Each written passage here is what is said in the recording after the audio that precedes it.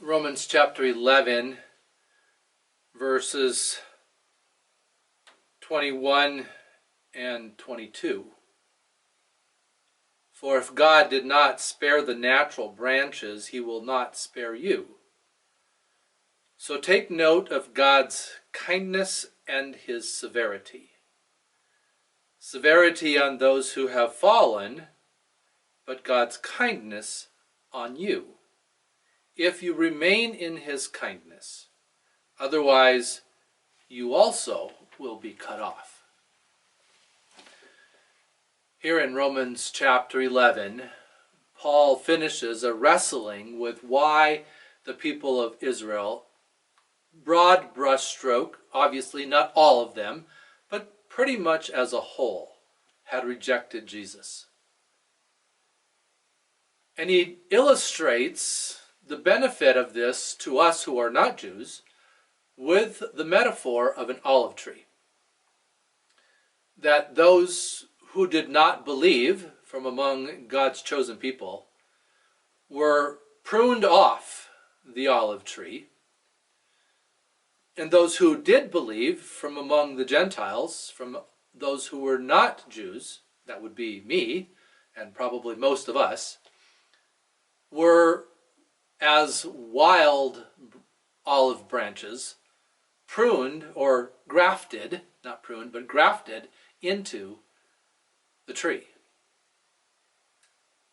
And there is a great blessing for us there, because we are experiencing the riches that God has for us as we are connected to him. But Paul wants us also, and really it's the Holy Spirit speaking through Paul, wants us to be careful, to be cautious, that we do not become conceited, that we do not think of ourselves as better than anyone else because of this grafting, recognizing that it is not we who support the tree, but the root who supports us. And that the possibility does exist for the grafts to be cut off if the grafts do not continue to live by faith. And so then we are called to consider two character traits of God's: his severity and his kindness. That yes, God does act severely with the unbeliever, and the unbeliever is condemned to an eternity separated from God. But he acts with kindness to the believer. And so Paul encourages us to stay in that kindness. So we have the severity and the kindness of God. And I believe that as we confess with the Apostles' Creed, that Jesus will return from the right hand of God the Father Almighty to judge both the living and the dead. This is what we are confessing. That, yes, Jesus is the one who, through his death on the cross, appeased God's wrath. We call that a propitiation. Yes, Jesus is the one who is at the right hand of God, in the place of highest authority, but also pleading our case before the Father. He is also the one who will return.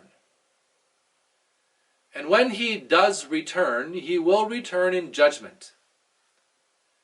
And we who are of the earth, whether we are alive or dead, will experience either his severity or his kindness. We might also consider the words living and dead, not in terms of the body, but in terms of the spirit. And that the judgment against those who are dead because they lack faith will be severe. And the judgment for those who are alive because of their faith will be kind. We do confess, though, that Jesus is the one who will do this. that he will return, and that on his return he does not come as the Redeemer again to go to the cross again, but he comes as the judge. And that at his coming there will be a reckoning, there will be an accounting. And so it is imperative that we hear the gospel. It is imperative that we hear the word of Christ and receive through that word the gift of faith. It is imperative that that gift be used to put our confidence and trust not in ourselves, not in what we reason, not in what we do, not in who we are,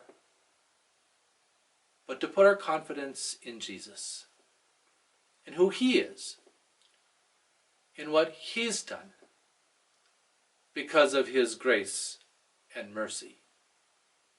We don't deserve it, but he is a merciful God who loves his creation.